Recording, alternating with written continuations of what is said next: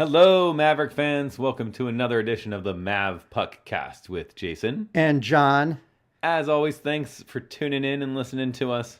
absolutely. Babylon. Babylon. This is episode 18, right? It is episode 18. Man, for those who don't know, Jason and I had the idea, the final UNO home game last season, of doing a podcast. And Bridget and Jolene thought we were nuts, but we just kept talking about it. And here we are on our I'm sure 18th... they thought we were nuts long before that. Oh, yeah. Well, yeah, that goes without question. But yeah, so we thought we would do this. We talked about it all summer. I think Jason part of the time was like, I don't know if John's going to go for this idea or not, but we did. And here we're on episode 18. So it's all right. It's good. It's a meeting with persistence and lack of intelligence will get you.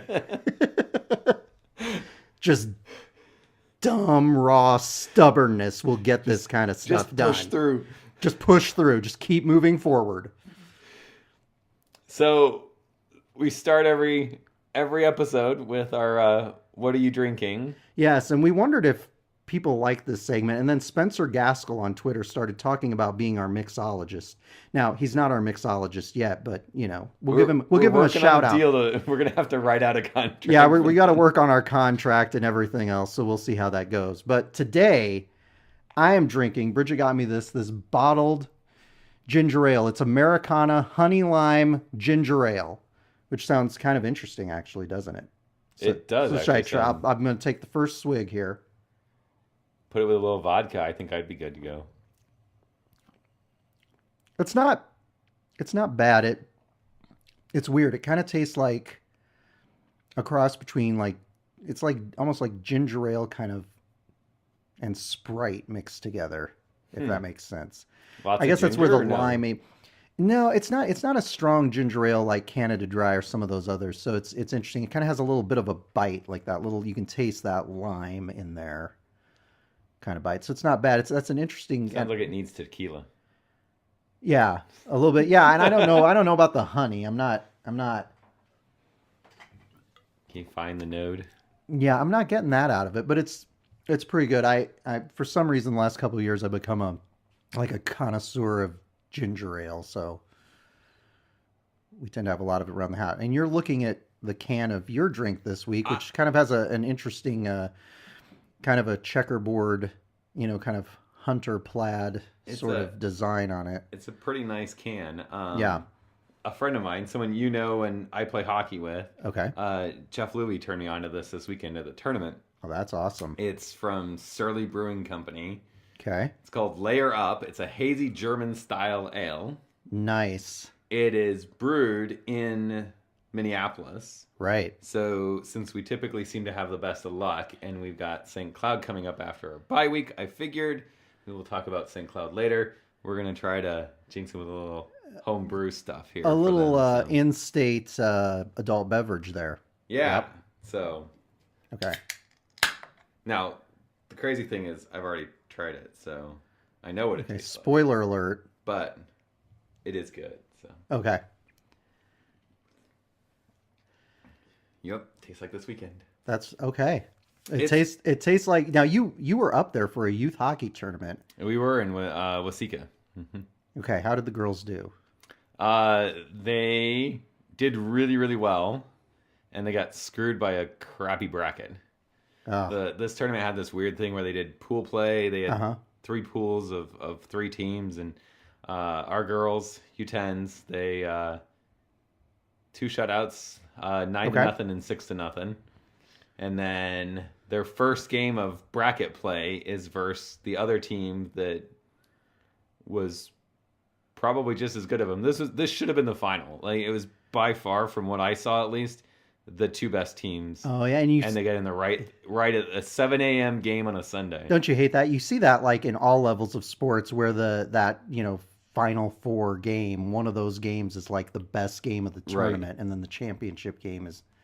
And it's just hard because I think the girls were a little let down knowing that most likely a team with 2 losses is going to end up actually finishing higher than them and going with a trophy. So is Jeff Luby's kid on your team? No, she plays on the U12s. Okay, were they up there too? So they had a 12 tournament as well this weekend. So, okay. Okay. My daughter has a few friends and stuff on the 12s team. Gotcha. So.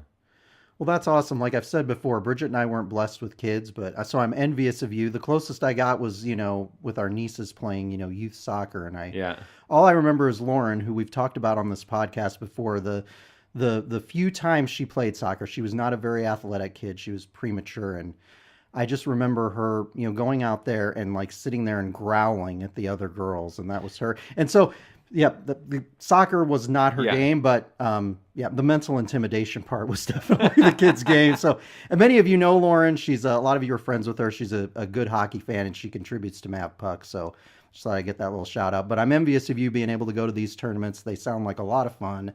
And it sounds like you guys have a great time, and it's a great experience for you guys to spend with the girls. So we talk a lot about UNO as far as Omaha hockey is concerned, but I think it's a call for we've called for it before, and I'll keep calling for it. That UNO needs a women's team. Sure, it was amazing the number of people when we're up there going like, okay, where's Omaha, Nebraska? How far is that?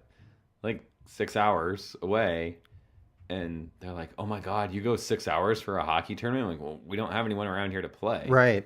And to a T, you can tell from the looks on their face, like, oh, we're gonna wipe the floor with you. That's right. And we go out there and beat them 9-0. Yeah, you guys, I've seen the scores and I've watched some of the games that you guys played. Yeah. I mean, the youth hockey here in Omaha is fantastic, and it would be great to have a women's team. It's our friend Amy Miller, her daughter plays collegiately out in Pennsylvania. And you think about, you'd love for her to have been able to lead the, Maverick women's team here in Omaha. So, so hopefully we can have a place for that homegrown talent to be able to land and recently, someday. Just before recording this, we had the girls that had come, the ladies that had come into the NHL All-Star competition. Yep. And really like tear it up. The one of them, technically, if she was actually in the competition, would have won the accuracy competition. Yeah. The girl that skated the fastest skating was in the top 4 or 5 of all these NHL caliber talent, and she can skate just as fast as them. Absolutely. So, I think there's a new push, especially with the NWHL, and they're paying their athletes, and they've got a great product. And if you ever want to see, they stream all their games on their Twitter account. Yep. So you can go in and watch professional women's hockey for free. These are former Olympians. They're former college players. Yep. From mostly Canada and the U.S. Mm-hmm. And it's a great product. It's really fun to watch. And the girls' teams here in Omaha are doing so well. It just would be great to give them a place to go and to see that through, instead of, every girl I talk to that's on like the 19 teams and the 16 teams are all like, oh, I'm talking to people at this Minnesota school, or, I think about going East Coast, and it's like, it'd just be nice to be able, I'm sure their parents would appreciate at least having them have the option to I think stay it'd be home. great to have the option. And honestly, it'd be another use for Baxter Arena. It'd be another potential revenue stream at some point down the road. So, So we'll see. We'll keep pushing for that. But we'll keep plugging away here. It was a good weekend. It's always fun. Yeah, it always sounds like fun. Everyone, the teams get along together, and of course, all of us parents sit there and drink way too much. So. And you guys got back in time so that we could do this. This was normally going to be John's Sunday afternoon nap time, since we do these podcasts every Sunday. But Jolene's like, oh no, we'll be back by 3:45. I'm like, okay, we're doing a podcast. So that's what happens when you have a hockey game at 7 a.m. That's you get done in time to drive back to Omaha. So this weekend, our Mavericks were out in Miami. They were out in Oxford, Ohio. The other Miami. Yeah, we went there. Everyone wants Bridget and I went out there with a group of UNO fans the autumn that this facility that Miami plays in opened for the first time. So we got to tour that. Josh Fenton was a grad student there who is now the commissioner of the NCHC. Mm-hmm. And so he took us on a tour, and it's a great facility. It's a small little town. There's not a lot to Oxford, Ohio, so you kind of have to stay out near Cincinnati to get the lodging option. So it's kind of a drive in, but yeah, it's always an interesting series. Reminds me of the CCHA days, and I had predicted that we were going to go in there and sweep. Yep. And I predicted the split. You predicted the split. Yeah. After Friday's game, I was feeling really good about the sweep out there. I was feeling very, very, very good about that. Ultimately, things didn't go our way on Saturday. as you had said, as we were talking about before the podcast, Miami really came out on fire Saturday night.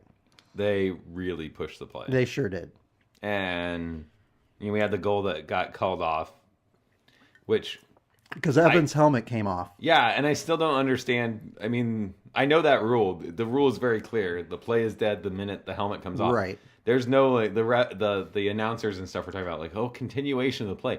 That's not the way it's written. No. So I don't know what the heck they were looking at for so long, but at least they came out of there and waved it off, which is, in my opinion, what they should have done. Which helped kind of stem the tide, but it did, because it still kept things close in the game at that point. And then obviously when you look at that situation, we're down 3-0, you think they're going to give up, but the team came back. They got it to within a goal, and I really thought that we would get the equalizer at some point before the end of the game. I still thought we were going to come out with a win at the end of the game, but ultimately that didn't happen. Yeah, I actually think, I know Recovering Ops on Twitter had said this, and I had told the guys when we were sitting in the room watching it at the tournament this weekend that I thought UNO played a more complete game on Saturday than they did on Friday, and yet they still came away losing. So hockey's kind of weird like that. Sometimes you have your better games. Sure. You just can't get the balance and can't seem to finish. And I think that's been a kind of a story for the season for us a lot. Has been opportunities that we can't finish. We can't put a goal. It was, and I think in some respects the series was kind of like a microcosm of the entire season. Like a lot of people might say, are you down because Miami was a beatable team for you? Right. Not at all, really. I mean, I think when you look at how this season's gone, it's they played better in the second half. They've been stronger. I guess after Friday, I thought we can sweep these guys. It shouldn't be a problem because Miami did not look good on Friday at all. But, I mean, give them credit. They came out. They got a few quick goals. They were able to, get a win after not winning in however many months that they haven't won a game. So, what are you going to do, right? Yeah, I mean, I certainly would have liked, from a standing standpoint, it would have been nice. Well, if you look at the standings, we would have been in 6th. Well, let's think. How many points do we have going into this weekend? I'm putting you on the spot here. I'm like, we would have leapfrogged Cara College. We definitely would have 1 point behind North Dakota. Okay, so that would have really changed the dynamic getting the sweep in that series. Well, yeah, because you're going into you've got 12 points left available. Sure, we're going into a bye week. Half the conference played this weekend. Right. And it was weird how that worked out. You had Miami, which is the first place team in the conference, and then you had the bottom 3 teams in the conference, Colorado College, UNO, and Miami. And then next weekend, all the teams that didn't play this week are playing, and then we're off. So it would have been a chance to kind of stay close to North Dakota. It certainly would have set us up in a position where our season-ending series with North Dakota could have potentially been big. Would have... I mean, it wouldn't have been for home ice, I don't think. I mean, no, I don't think so either. No, they do, but it certainly would have been. It would have given us some separation. It would have made sure that we can't get at that point in time. I don't think there was a way that we were going to get leapfrogged by Miami. No. So it is. It's kind of like as we talk about the conference race, and you look at currently Miami's winning the conference race, but then for us, it's sort of that race within the race where. For us, it's kind of a battle in that 5th, 6th, 7th, and 8th range to see where we're going to finish at the end of the season. And I watched both of the Colorado College St. Cloud games this weekend. Colorado College led in both of those games, and honestly, Saturday night they looked like they were going to win. If those games had been 2.5 periods, Colorado College could have come out victorious, but that was a series where they could have had more points and they could have put some distance between us and them, and they could have kind of solidified 6th place there. So instead, we stay 1 point behind them. Right. So we're going to need some help. We're going to need some teams to beat Cara College for us. We're going to need to find some points out there.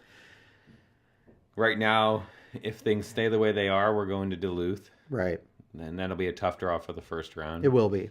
I know if we can leapfrog Colorado College, I like the opportunity that we have, and I think that Gavnitz can kind of say that to the kids is, at that point in time, we're going to Western Michigan. So, with 2 series left, you kind of look at that and you start saying, okay, well, if we can do these things right, if we can play the way that we've played in this game, if we can continue to develop and get better, we could be in the 6th spot. We could be going to Western Michigan. We've played well against them. We could have a chance. Or we could be going to, like I said, if Denver ends up ahead of West. I mean, you know what I'm saying? Right. Or we could be going to Denver, which I came, but we played really well out there. So, but Western Michigan has 4 points on Denver, so right, yeah, and that'll be interesting. I believe Western Michigan plays North Dakota this weekend at Western, so that'll be an interesting series. So, Denver has Duluth, right? So that North Dakota is looking at it going, we can leapfrog Denver if Duluth can do what they need to do. Sure. Denver's looking at it going, we need to. North Dakota's going to be motivated. Yeah. Exactly. It's a weird, and you never know what'll happen. I mean, we're talking about it now saying 6th place would be good because potentially the team is somebody that we're going to match up a little bit better with than St. Cloud or Duluth. But then again, I mean, there's something to be said for if you go into St. Cloud or Duluth and you look at those 2 teams, which are, top teams in the country are playing really good hockey, you might catch them sleeping a little bit, knowing they're, going to be a high seed in the NCAA tournament regardless. Whereas if you get like a Denver, a Western type of situation, they're doing really well, but they might not be in as good a position as those other teams. So maybe they would play tougher at home when you go on the road. Again, we're just, throwing stuff out there right now, but this is always when it becomes really, really interesting for UNO. But I think the good news is Colorado College didn't come away with more points out of that weekend at St. Cloud because, I mean, honestly, they played really well. So let me ask you this. Here's something to think about. Okay. We've got both Denver and North Dakota play Miami and UNO in the final 3 series of this season for them, right? Right. So, do you think it's something that's in our players' minds going, those 2 teams are right now 4th and 5th. We could basically determine who gets home ice in the first round of the NCHC playoffs by how well we play against those teams. Yeah. And is that good for the kids? Is the mindset of, playing the spoiler? Well, look, you gotta look for motivation where you can get it. And would it make them feel better to keep North Dakota from getting home ice? Would it make them feel better getting Denver out of there for home ice after having been seemingly a perennial team the last few years? I don't know. That might be an interesting angle to pursue because, like I said, the next couple weekends we don't know what's going to happen, and if it looks like we're solidly going to be in 7th place, I guess then you kind of look at the motivation as kind of mucking things up for everybody else, right? Yeah, and especially with North Dakota, I mean, yeah, there could be separation by that point in time, with it being the final series before the playoffs. But the way it's shaped up this season, it's very likely that we go into North Dakota with North Dakota either needing points to get into or needing points to stay in home ice for the playoffs. Then you also have a situation with North Dakota where it might be like last season where they are kind of on the bubble as far as, making it into the NCAA tournament. Oh, yeah, with the 16. You know what I'm saying? Right. Yeah, because if they're sitting at 16, that's not a comfortable place to be. Exactly. So that will add a lot of intrigue to that match. So UNO could go rolling in and say, you know what, we are where we are in the conference standings. We know we're going to have to go on the road. We know we're not going to be able to move up anymore. It's quite possible they know where they're going on the road too as well. But they can go in there and say, you know what, we can screw these guys, chance to go play an NCAA tournament series in Fargo where they may be a low seed, but it's basically a home game for them with all the North Dakota fans in attendance. So. And it wouldn't be the first time that a low seed gets all the way to the Frozen Four or something. So that's the thing about the NCAA tournament is denying the chance in, and yep. So Yeah, that would be kind of interesting. So. Oh yeah, that'd be great. So you know you kind of have to look for motivation there. So yes, sorry to interrupt you, but yeah, no, that's all right. Yeah. Change the topics a little bit. Okay. You know, one of the things we hear, I think, offline as well as online occasionally is this inquiry about, you know, where are players now? You know, these Sure. old bulls, as we refer to them, Yeah. these former Mavs. You know, what are they kind of doing now? And there was some news about one of them today that I thought probably would be pretty good for us to mention on the podcast. Okay. Snuggerud. All right. Let's see here. He was part of the Frozen Four team. I believe, yeah, he was. And defenseman, he left early. Went and played for Chicago Wolves. Yeah, he's a Blackhawks property. He was a Hawks prospect. Was he? So yeah. he's playing out there. He was released, unfortunately, today. Waivers pending medical release is what I saw on the NHL feed. So that's interesting. basically what that says is that he's hurt and they don't foresee him, you know, getting better, and they're kind of slotting his release. And you know, you could debate whether or not a team's going to even pick him up, but Sure. It sounds like, you know, the guy's got kind of a sledge to get back to playing that level of hockey. Right. I know he's had some concussions and stuff, but what do you think about that from an old bull?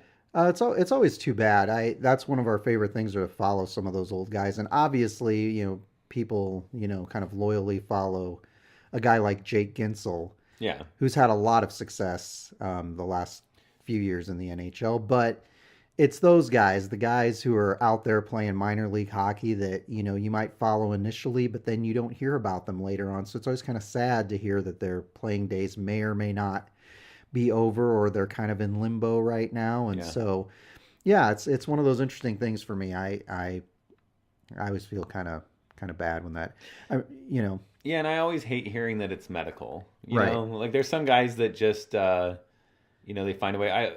I guess we could mention it too. You know, Austin Ortega was another kind of fan favorite while he was here.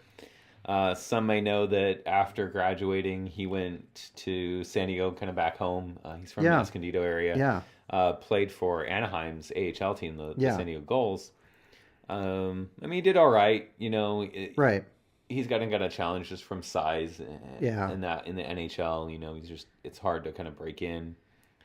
It's always tough, and there's so many skaters coming Right. out each year that these teams can pluck, that it's hard for and it's always an interesting thing, because they're trying to play, you know, hockey for as long as they can. And you think about, like we were talking about your daughters earlier, playing from a young age. These guys have been playing since they were so young. Right. And then that's what they know. And then they kind of, at some point, they'll have to move on to the next phase of their life. And that's always an interesting thing. So for guys like Snuggerud and for Ortega and that stuff, you know, they have that choice at that point when the teams kind of release them of what we're going to do. And, you know, for Ortega, he went across the pond, and he's playing over in the European leagues right now.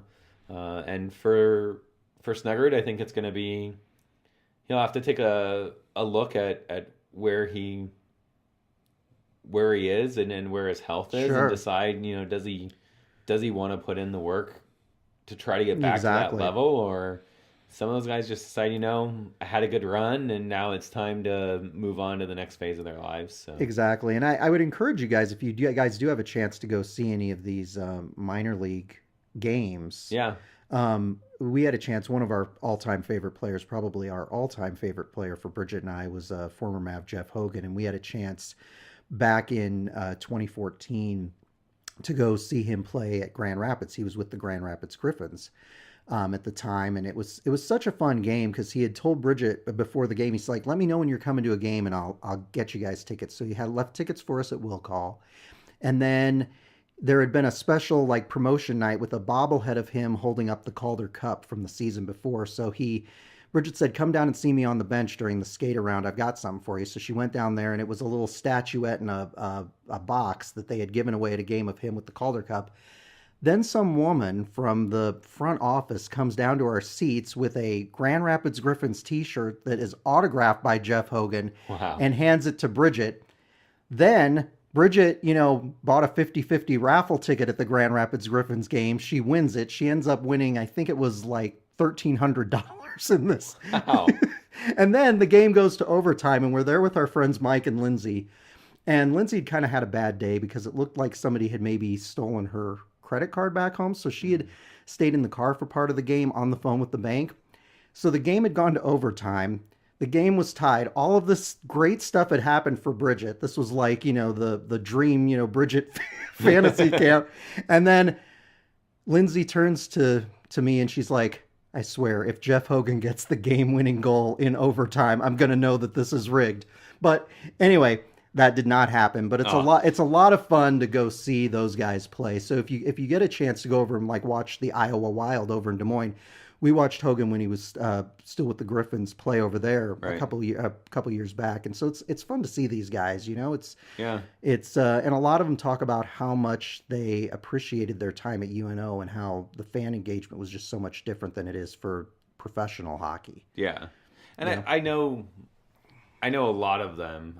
I'm sure you can't say all of them. I know a lot of them really appreciate these people that kind of followed them for these years, and there's much more access, like Hogan probably said, there's just so much more access to the players at that collegiate level. Yeah, with signing events and meet the teams and the skate events, and things like that. That you don't get as much in minor league hockey. It's more of a job, and so I'm sure they appreciate it when fans can kind of continue to be fans and you follow them through, and it shows that you're more than just a fan of whoever plays for Omaha at that moment. Exactly. You're not just a fan of apparel, you're a fan of these guys. So obviously we wish Luke Snuggerud the best and yeah, I really hope that it works out for him. I feel for the kid, I just hate it when it's an injury thing, because to me as a former player and things, like if I miss hockey for, I've got something else, and it's beer league hockey. I mean, let's be honest, my hockey is useless, meaningless, and worthless. I miss for a kid's event or something, and it's kind of no big deal to me. Like I miss it, but it is what it is. Right. But like when I broke my leg and stuff and missed months in rehab, like that was the worst feeling. Like I hated that because you there's felt nothing like you knew about it. You felt like you had no control. Yeah. I just hate that. So I'm sure that he's dealing with a lot of that stuff. Sure. And so I just hope, if he decides to come back, it's kind of one of those things, like I'd love to take him out to lunch or something and just let him know that, we're behind him in that. Because I think a lot of this community is pulling for him. Oh, yeah.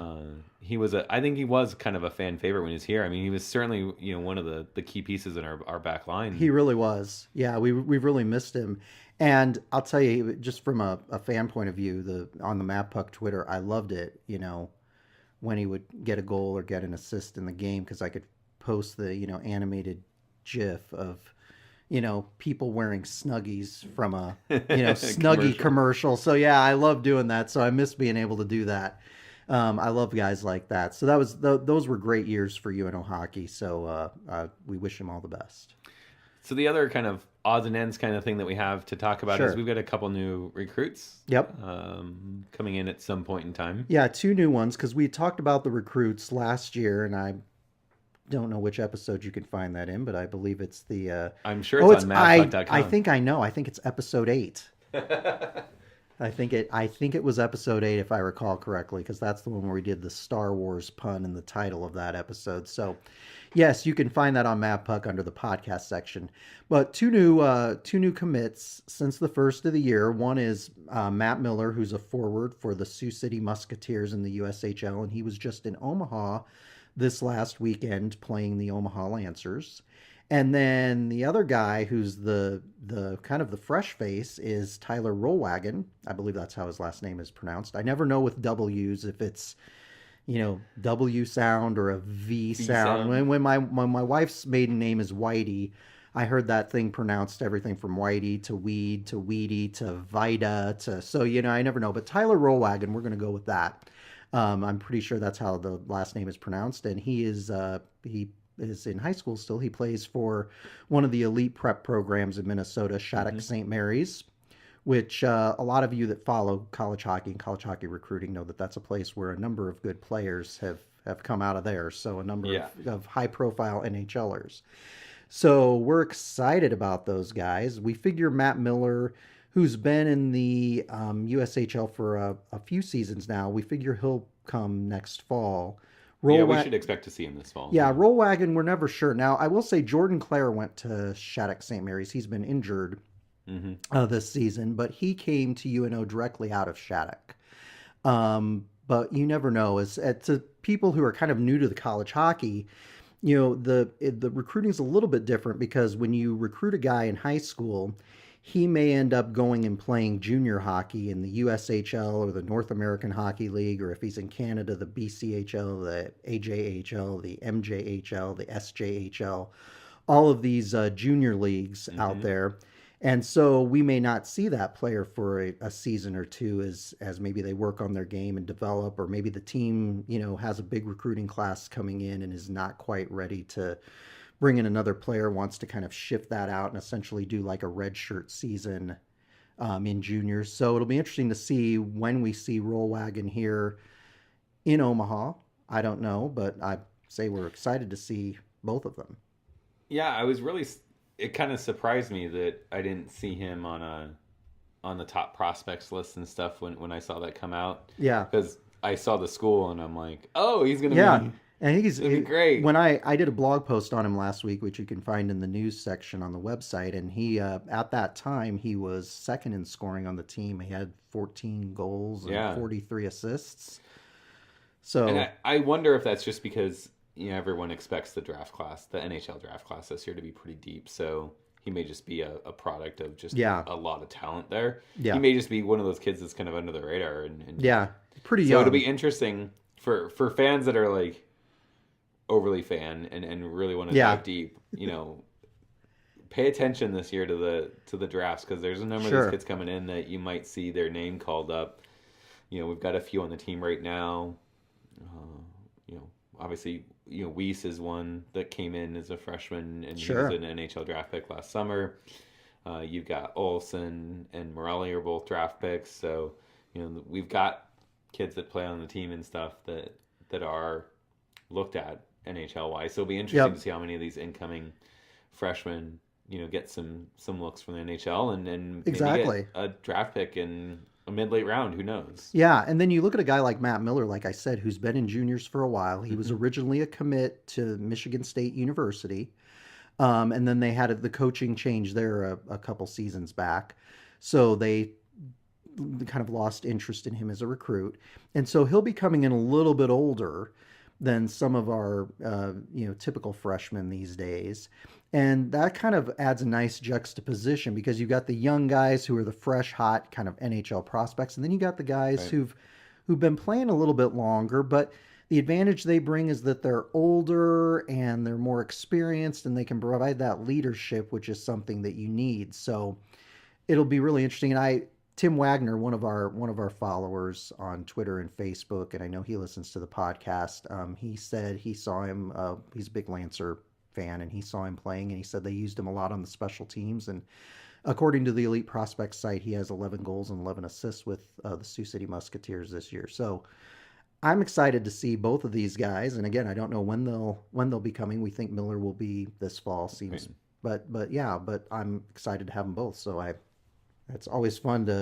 That's always one of my favorite things as a fan, is to go in and look at some of the prospects and follow how they're doing and see how they're doing. So it's always exciting thinking about next season and the season after that and the season after that, to think about how the team might be doing. But I'm always excited to get fresh faces in here. Yeah, definitely looking forward to that. And maybe when the NHL draft happens, maybe we can have another podcast.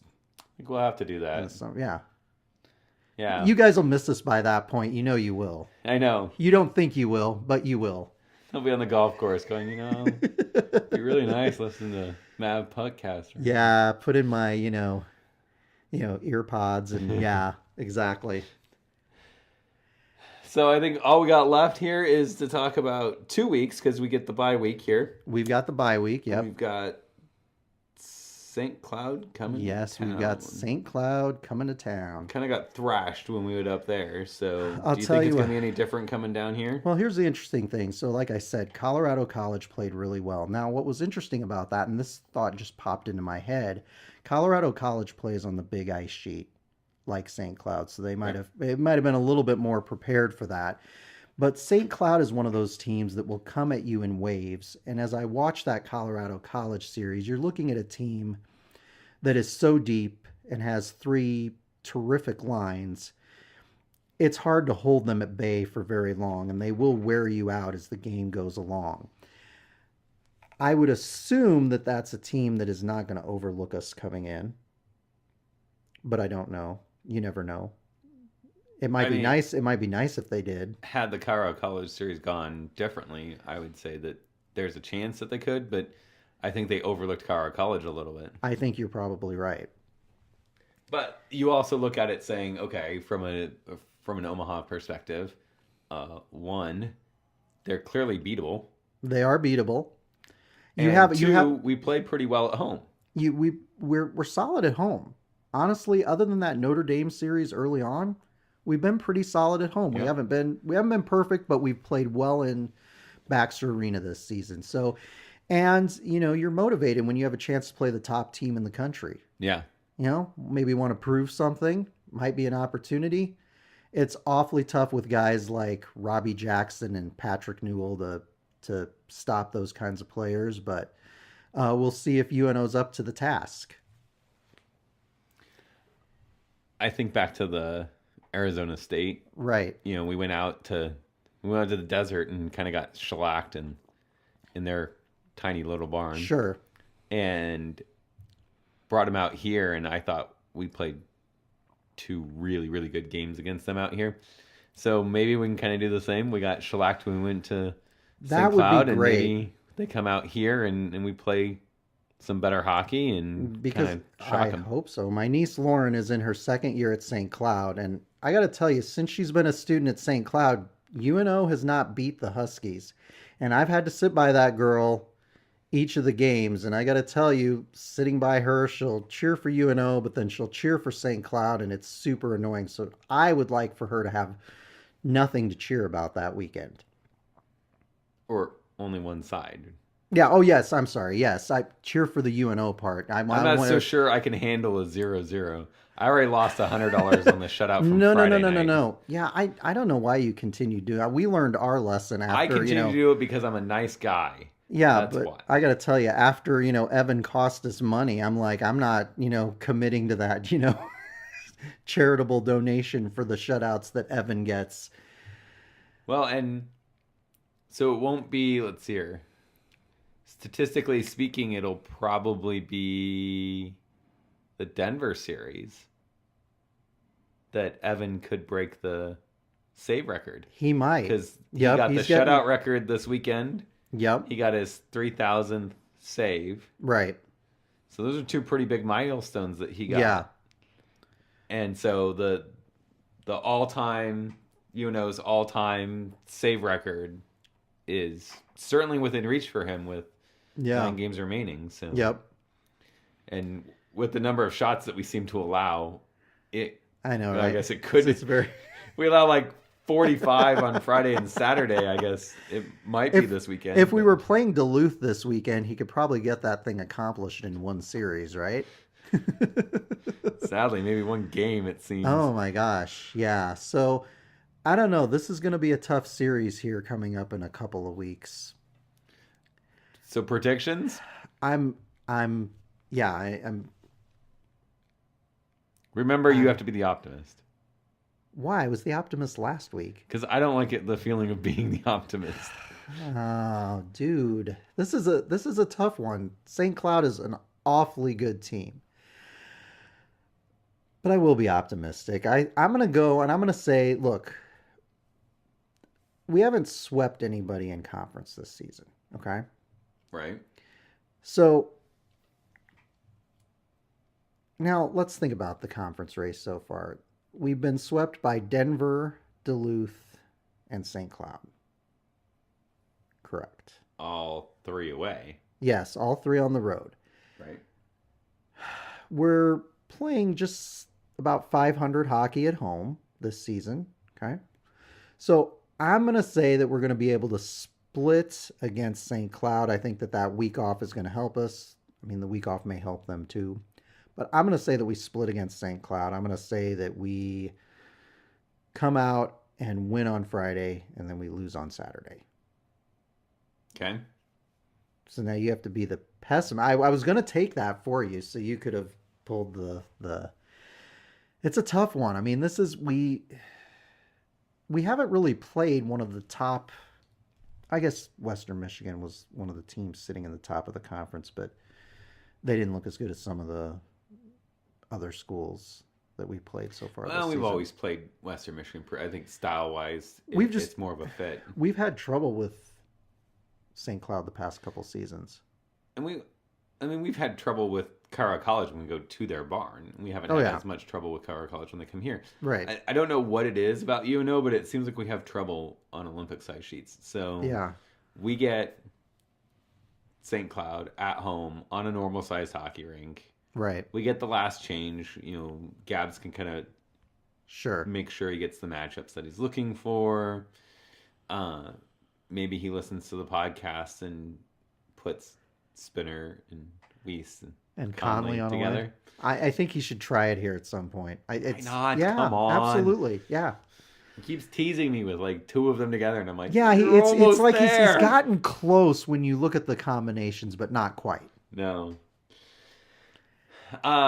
Unfortunately, I will say that I think we get swept. Is that what you want to say though, or do you? I mean, what I want to say is that we shellac them and we beat them like 10-0 and 9-0. It's just not realistic. No. I think they're good. They are. And they're deep. And if it was a different team, I would say that there might be a little bit of rust over a week off. Sure. But St. Cloud, I mean, a lot of those guys have this isn't their first rodeo, right? Like they've been through these types of things. Rodeo. They've been through bye weeks. They've been through bye weeks into travel. They've been. Yep. So I think they know what they need to do. Yep. I don't think they're going to be surprised by us. No. So it's usually in a situation like that, you think that the team's going to surprise them on Friday, and then they'll come back and get to business, and you'll get a split, right. A Friday win and a Saturday loss, right? And I just don't think we surprise them on Friday. So I think it's possible. I think it's possible that we could win both games. I just don't see it as it's hard. They like I said, they come at you in waves. I mean, they're just kind of relentless on the ice, and it gets to the point where, the matchups are bad because they've got so many good players that, they'll put something in despite your best efforts. So, and you look at the games against Cara College, yep. They're down. Even when they're down, they know their system. Yep. They play their system. Yep. They play their game. Yep. They're not getting the bounces they want. They keep pushing. They just keep doing it. Yep. They're relentless in that regard. Yeah, so I just don't think you're going to throw them off their game. And I don't know that our game is going to be... I don't know that if we play our game perfectly that it's necessarily better than their game. No, and that's kind of how I felt when we were up at St. Cloud back in December. Just, despite our best efforts, we just did not match up against them at all. Yeah. So we'll be interested to see. But I'm hoping for a split. I'm hoping maybe we catch them sleeping after that bye week. It'll be a good series. I mean, anyone looking for good hockey, this is... Absolutely. You're going to see a really, really good team and a team that's playing really well right now. And to be honest with you, UNO has nothing to lose at this point. Throw the kitchen sink at them. And I got to tell you, that's one thing I would say about that Miami series that I failed to mention is, honestly, it seemed like the refs kind of swallowed their whistles a little bit because there weren't a lot of these ticky-tacky penalties during that series. It felt like they let both teams play. So it'll be interesting to see what happens when St. Cloud comes to town. I don't like it when the refs get involved. I don't like it when the refs get involved either. We talked about that. Maybe they're listening to the podcast. It's starting to sink in slowly. Maybe that's why they didn't insert themselves so much out there in Oxford this last weekend. It certainly took a long time to overturn that second goal. So well, it's pretty obvious, even in 480p or 720p when a guy's helmet comes off of his head. So heck, the helmet came off and almost made the save. I mean, I know, right? That would have been awesome, by the way. Well, wrap us up? Oh, yeah, I'll wrap us up. Well, thank you once again. Those of you who listen to the podcast, we appreciate it. Jason was telling me today about somebody who listened to the podcast, and he's a mutual friend of ours, somebody I've known since high school, and he recommended... He did recommend my drink, like I said. Yeah, Jeff's awesome guy. He told us how much he enjoys it and how much he's learned, so we appreciate that. We love hearing that. Exactly. And if you would like to listen to back episodes of the podcast, or you would like to recommend the podcast to your friends, you can find those on Mavpuck.com under the podcast tab. You can also find links to our social media on there. You can join the website and post on our message board, which has a very lengthy topic on officiating and recruiting and everything else if you'd like to throw your 2 cents worth in. So to that, I would say we'll see you in a couple weeks, and go Mavs. Go Mavs.